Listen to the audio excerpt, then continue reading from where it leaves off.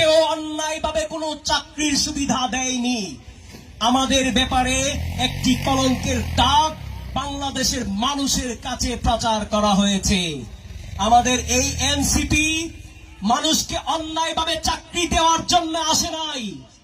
আমরা লোভে পড়েও রাজনীতিতে আসি নাই।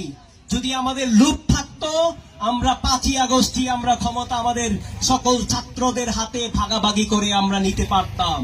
কিন্তু আমরা আমাদের লোভ নিয়ে আমরা এই রাষ্ট্রকে আমরা গঠন করতে চাই নাই বিধায় আমরা সেই ক্ষমতা আমাদের হাতে নেই নাই। রাজনৈতিক ব্যক্তিত্বের সাথে আমরা কথা বলে জাতীয় সরকার গঠনের আমরা চেষ্টা করেছি। সেখানে বিভিন্ন রাজনৈতিক দলের কারণে আমরা ব্যর্থ হয়েছি। সেকেন্ড রিপাবলিক আমরা চেয়েছি, সেখানেও আমরা বিভিন্ন রাজনৈতিক দলের ঐক্যমত না থাকার কারণে আমাদের দেরি হচ্ছে। আমরা একটি গণহত্যাকারী দলকে নিষিদ্ধের দাবি জানাচ্ছি এনসিপির পক্ষ থেকে, সেখানেও বিভিন্ন রাজনৈতিক দলের অসমর্থন আমরা দেখতে পাচ্ছি।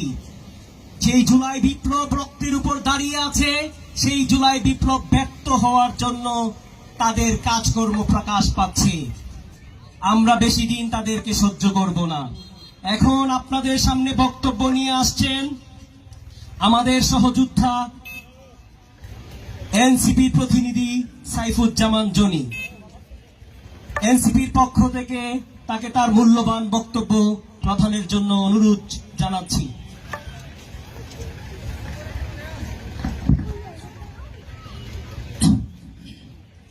বিসমিল্লাহির রহমানির রহিম।